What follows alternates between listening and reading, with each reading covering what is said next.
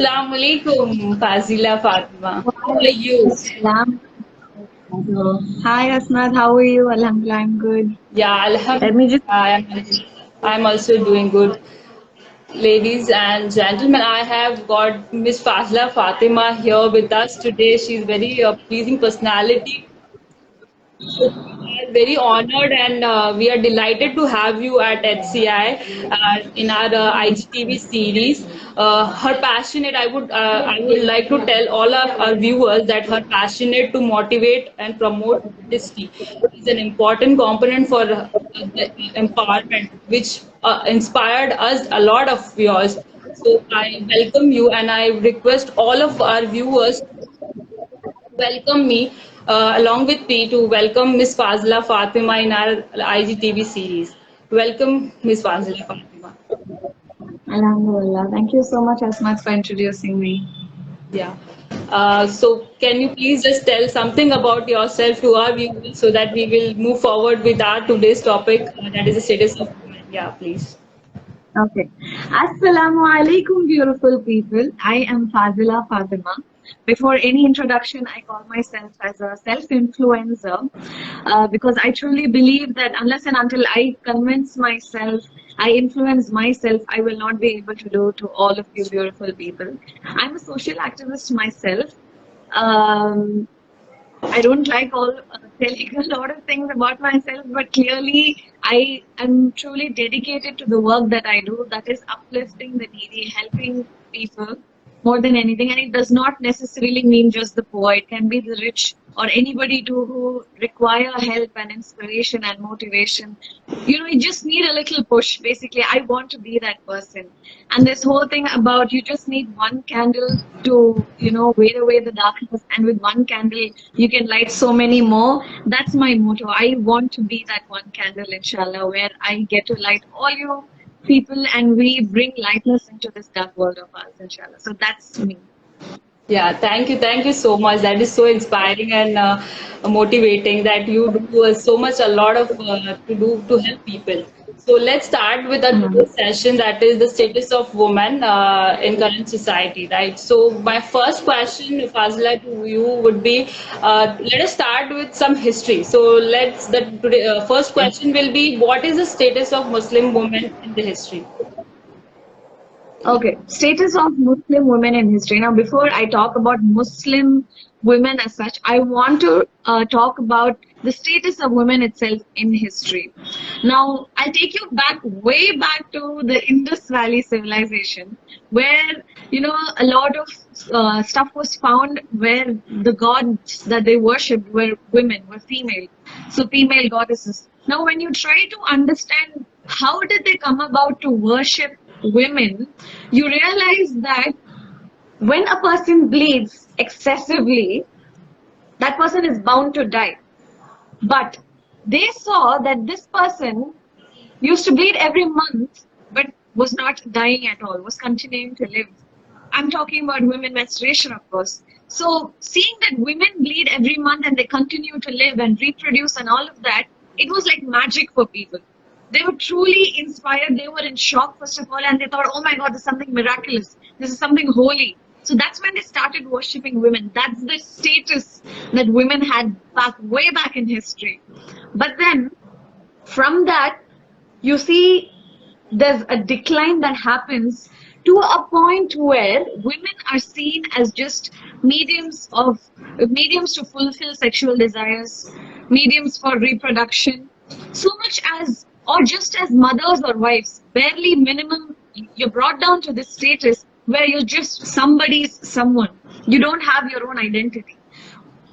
There was stuff like female children, female infanticide, female children were killed. And in the Arab world, we saw that female children were buried alive.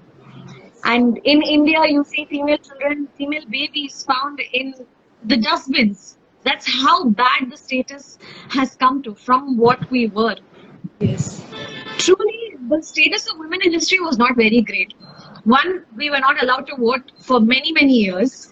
A little way back, we weren't even given clothes. Women were sold in the market as slaves. They were sold in the market. They were made like how you sell livestock in the market. They were made to stand naked, nude in the markets and sold for money. And the state has just gotten worse to worse. And we had practices in India like the sati, where if the husband dies, the wife is pushed into his fire, into the fire, and is burnt to death. The status ends there. You don't have parents, your status ends there. You don't have a husband, your status ends there, and go so on and so forth. So much that we did not even have inheritance.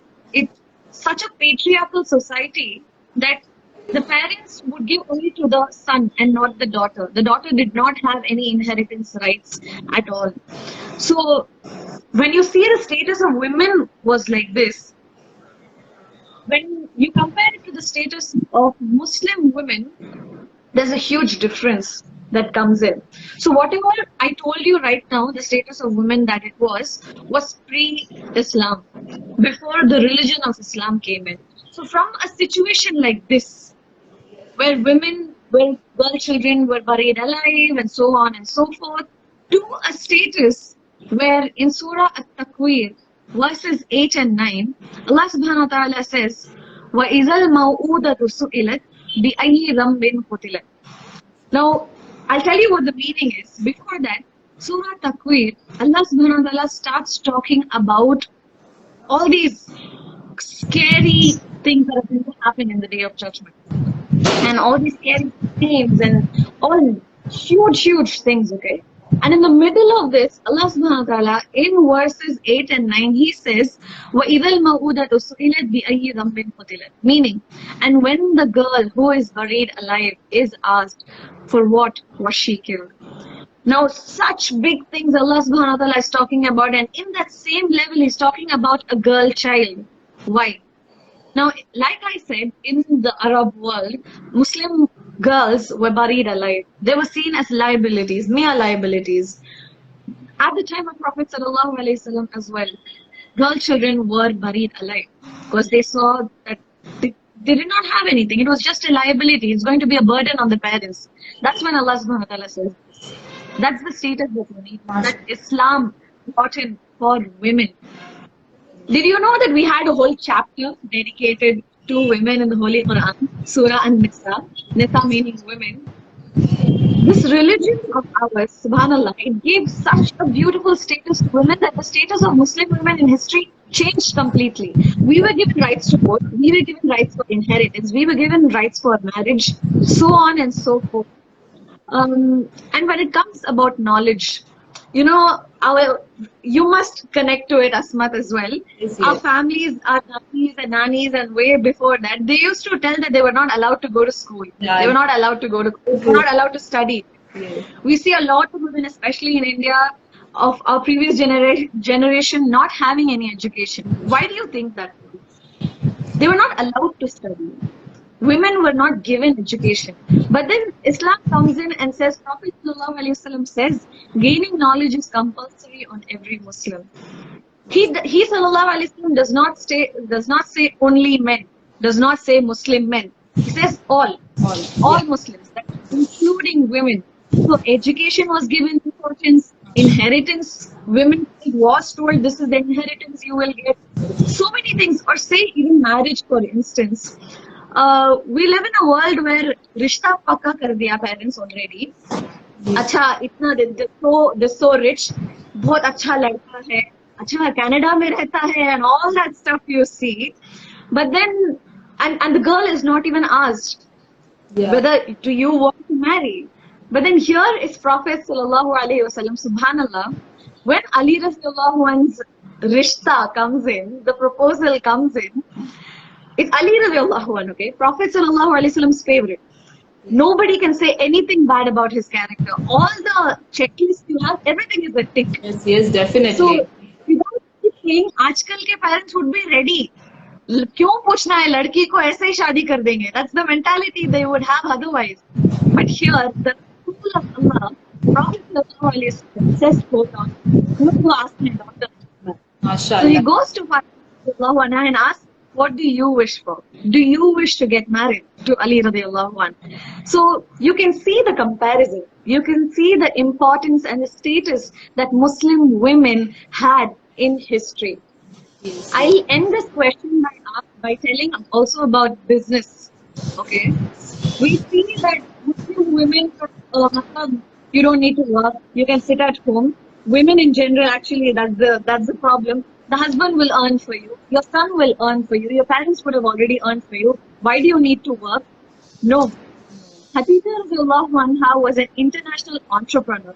In our 2021 slang, I'm telling you all, yeah, international entrepreneur, international businesswoman she was at that era.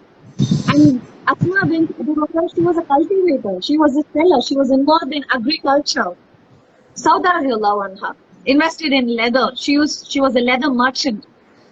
Rufaiza radiallahu anha, she was a surgeon, a doctor. And my favorite, Aisha radiallahu anha. She was so many things. When you read about history, Muslim women history status, you will see that Aisha radiallahu anha stands out. Teacher, mashallah. Speech. advocate. She was even a doctor. Look at the presence of mind she had. When people used to come from other countries to India, to Medina, she would sit and ask them what kind of medicines were used in their country. And then she would find those ingredients and create that medicine in her house and attend to the sick. Subhanallah. So that is the status of women, of Muslim women in history, pre-Islam and post-Islam.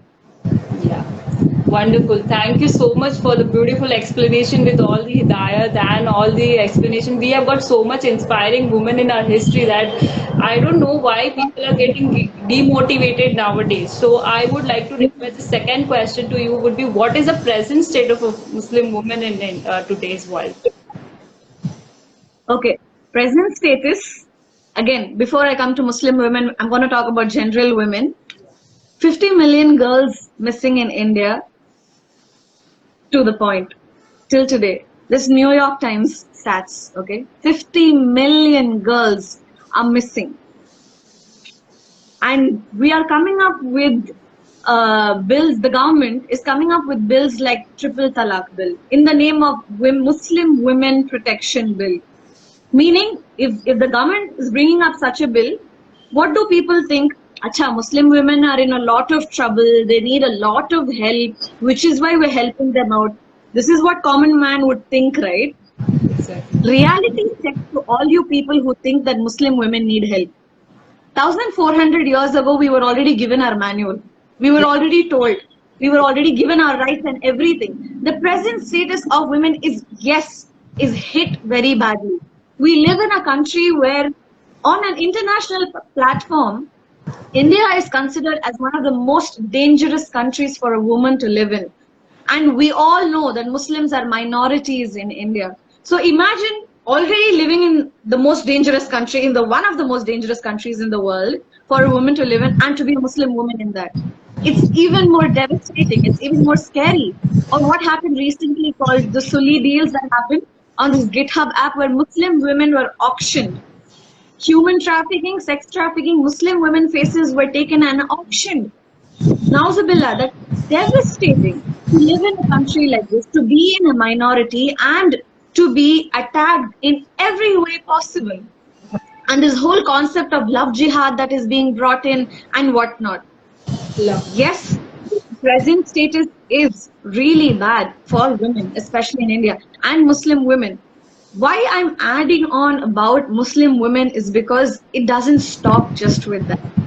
The government is bringing in acts like Triple Talaq Bill, and countries like France and Sri Lanka are bringing in the hijab ban. When we live in 2021, we claim to be the most modern, we claim to be really secular, we claim to be this pro-equality everywhere. We claim for all of these things. But then this whole misled information by fake feminism. Listen, I'm all for pro-equality, okay? Allah subhanahu wa ta'ala created man and women as equals. But this fake feminism that goes on, Muslim women, they're not being allowed to be free. They're being pushed down with their hijab. They don't seem to understand that this hijab is just to cover myself, not my mind. Yeah. not my brain, not my heart. If this hijab is not for my intellect, this hijab is not for my knowledge and talent that I possess. So, the present status of women, no matter how bad it is around the world and in India, I want to remind all you people that we can change that Exactly. with the with the beautiful guide that we've already been given. The Quran, the word of Allah subhanahu wa ta'ala, and the word of Prophet Muhammad sallallahu alaihi wasallam. Kinship. Indeed, indeed. Thank you so much. So the next question will be, I think every hijabis who is listening to this live will be having the question in the mind since Olympics are going on, right? So we would like to know what Islam says about women and the physical sports activities and fitness. So please, your answers to this question. Yeah. Okay. So when the topic comes about physical activity and fitness and sports and yes, immediately women are seen as second grade citizens. Women in sports, India's used to watching men cricket. India's used to watching men football. India or say even around the world, women are always seen as second grade citizens when it comes to sports and fitness especially. Yes. And and to think of what Islam says about that, are Muslim women to have to be in burqa, niqab, gloves and socks and sit in their house and closed between four walls. No, Islam does not say that at all. Islam promotes sports, promotes fitness. I want to answer this question with a story. One of my role models, this is during the Battle of Yarmouk. When Zurar bin al-Azwar radiallahu anh, one of the fiercest fighters of Islam, is captured by the Romans and is kept in their camp. He's captured and kept in the camp. Now the Muslim soldiers are planning how to go and save Zurar al-Azwar, how to rescue him from the Roman camp. And they're really thinking, they don't know what to do. And then while they're planning, they see someone, a soldier on horseback, just galloping across them and charging towards the Roman camp. They're like shocked. Who is doing that? And they think maybe that's Khalid bin Walid radiallahu anh, because that is how fierce and confident that soldier went on the horse and charges into the Roman camp, rescues Zurar al-Azwar radiallahu anh. Now even he's shocked. He's thinking, "Arey, kaun hai ye? Who's come into the Roman camp? Who has the bravery and courage to come into the Roman camp? Who are killing us outright and is saving me?" Even he thinks that maybe it's Khalid bin al-Walid radiallahu anh. But then it turns out to be Khawla bint al-Azwar radiallahu anh. Subhanallah. Zurar al-Azwar radiallahu anh's sister, a woman. To be, first of all, to get on top of a horse, we struggle to get on top of a bike itself.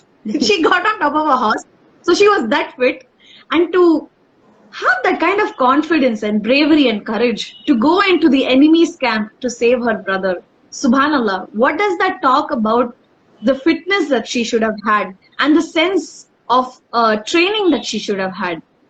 MashaAllah. I'm reminded of Muhammad sallallahu alaihi wasallam's words during the Battle of Uhud. He said that wherever I turned, I saw Ummu Amara. Wherever I turned, I saw Ummu Amara.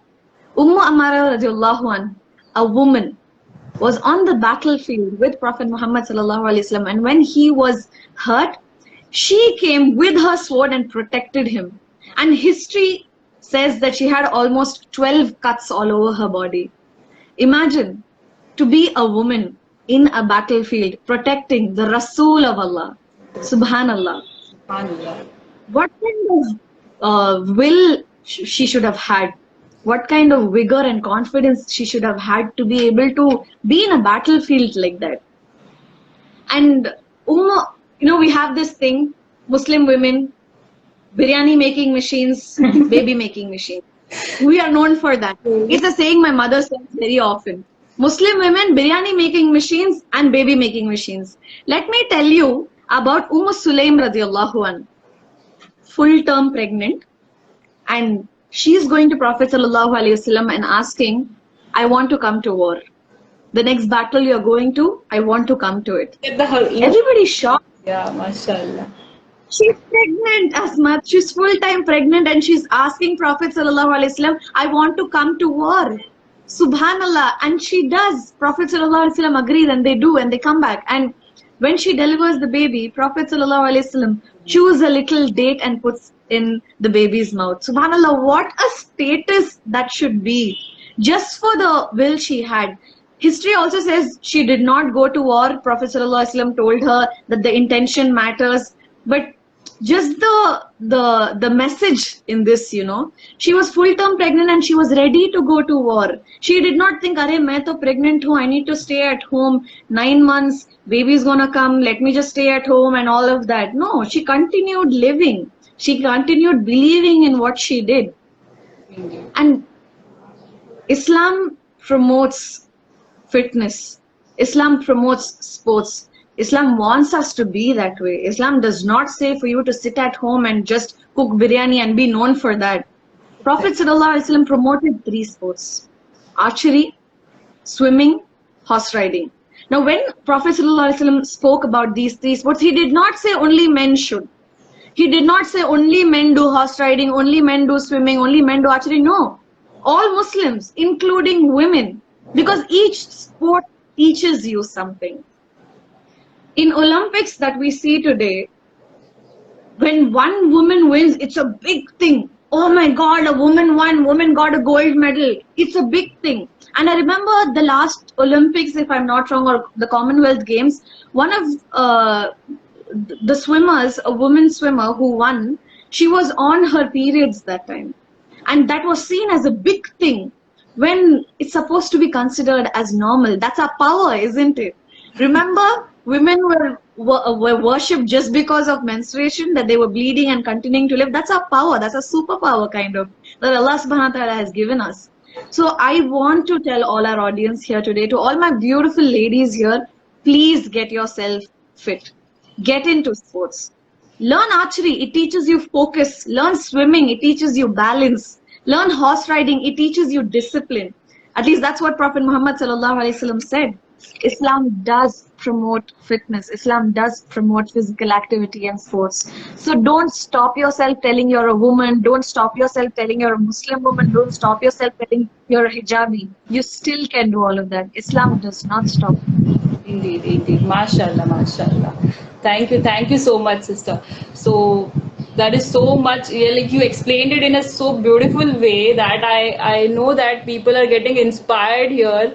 Let us just see if anybody has any question in mid of time. You can just drop a message. We definitely answering to your question as well. So I, we will move on to another question. So, yeah, Fazil, just tell me some challenges and experience you face in your day-to-day life, being an hijabi. Okay, in my day-to-day life, I'm 24, living in Chennai, India. Regardless to say that, hearing my age, first thing that people come to my mind is, "Are you married?" I'm like, "No, not married." Achha, but you're 24. How come you're not married yet? So many rishtas are coming. The kind of pressure that my parents get every day, I can't even start talking about it. So, in my experience, being pounded every day about marriage just because I'm 24, that says a lot. I'm learning a lot in that experience. Alhamdulillah, I have an understanding family and parents, and I'm being taught that. I learned and I understood that marriage is not something that just because you are of age you need to get married, just because you're a girl and oh my God, time is running out and all of that bakwas that we hear. Oh, itna acha rishta aaya hai, sorry. It does not mean acha rishta aaya to shadi kar lo. Nahi, aisa nahi hai. You first accept it. You first understand it. Be willing for it. Be confident about it. Like how Prophet ﷺ went and asked Fatima radhiyallahu anha if she is willing for it. That is, so whatever I told today is based on my personal experiences, frankly, as a Muslim woman, how it is to be in this present world. So marriage is one thing, and that's how I tackle it. Of course, hijab, being in the public field, hijab is not proper, or you're not covering your hair properly. It's breaking news the next day itself. It's not easy to be a hijabi, but then I want to tell my audience here today that hijab is modesty. before you cover yourself up, before anything, it's modesty. It's how you carry yourself, how you be. It's okay if you're a non-hijabi. You will get there, inshallah. First, understand what hijab is all about. It's not a mere piece of cloth. It's modesty. It comes from within. And I'm sure, inshallah, you will come to a point where you understand the importance of this. And about work and studies. अरे why do you want to study more? क्यों काम को जाना है? Your husband will take care of you. क्यों आगे पढ़ना है? शादी तो करने वाली हो अभी. All these things, you know, where you put a stop. इससे ज़्यादा you don't have to study. इससे ज़्यादा you don't have to work after this because अरे you're going to get married. I want to tell people that don't stop yourself with that. Don't ever stop yourself with that. You want to do something, you have passion for it, go for it. Make your family understand and go for it. Don't just give up so easily. Remember, Allah gave us only one life. This is the only life that we have here. Exactly. And regretting is of no use at all. So my personal experiences put in a nutshell, it's definitely a challenge to be a Muslim woman, especially a hijabi, in the present world. But that's the challenge. Don't tell it's difficult. Difficult is a negative term. Say it's challenging, take it up as a challenge and go for it. And I think I'm a little biased here, but I think the best example, a role models that you can take is Hijab Community India. Mashallah, this beautiful organization, all of you girls, all of you women, mashallah, are so inspiring. All of you are hijabis. You are promoting hijab in all the right ways by calling them and on your beautiful platform and telling them to use this platform in all the right ways, in the halal way, mashallah. I think that itself says it for today's show. Thank you so much, Fazla. Thank you so much. So I would like you to just give a takeaway message for our audience today. Okay, my takeaway message to all of you guys. Don't go with what's hashtag trending. Hashtag trending changes every day. Especially those on social media, you all will know. Hashtag trending is changing every day.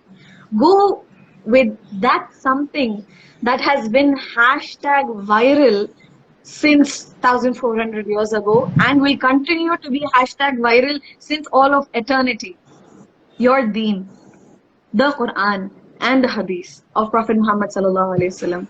That's hashtag viral, guys. Follow that and you're sorted. Everything, anything you have, all issues, all problems, everything, just go to it and your issues will be sorted, inshallah. That's a promise by Allah subhanahu wa ta'ala. So don't get bogged down by the present world. Follow your deen and just stop it. Subhanallah, that is so much inspiring. I think that is a beautiful message I have heard till date as a takeaway message that you have to follow. It's already there in 1400 years ago. So can you tell me some few words about the HCI and your experience with us? Okay, HCI, y'all have been the perfect cherry on top of the cake for me. Honestly, I know we've been in touch for a while now, but we've not been able to come together for an event, and finally we have, alhamdulillah. I'm super happy. I must say, totally worth the wait. I hope it has been worth the wait for y'all as well. Yes, I yes. enjoyed being in touch with y'all. I'm sure we're going to be in touch from here on, inshallah, and I would love to come on your platform more often because I truly connect to what you all do. Ladies and gentlemen, HCI is an organization that promotes modesty and unity among our community, especially. And actually, it doesn't really have to be Muslims as well. The word hijab itself says that about y'all. And to showcase your nationality in that community of India, you're showing that in the present world where Muslims of India are being told to get out, Muslims of India are being told, oh, go back to Pakistan, go back to Saudi and all of that, when you have been born and brought up in India. You know, that's something I always say, that alongside of me being a Muslim, I'm an Indian. I'm an Indian Muslim. I'm a Muslim Indian. And that is what HCI is promoting right there. Showcasing to the world that Indian Muslims are here to stay and here to promote our religion in all the peaceful ways possible. So, mashallah, that's my, totally inspired by SCI on that. All the best to you guys. Thank you. It was really delighted and honored that you took time out of your schedule and came live with us and inspired. I'm definitely our audience might have got inspired, and we will definitely have you again. And I'll be just posting this live right after this ends, so that we can have the questions if the audience have. So we will connect once again with you to get the questions answered. And thank you so much, Fazila, for being with HCI, and have a great day ahead. We will connect, inshallah, very soon. Yeah, till then, take Thank you, Asma. You were a great host today. Alhamdulillah, I had a lot of fun today. yeah. Thank you so much. Thank you so much. Yeah, take care.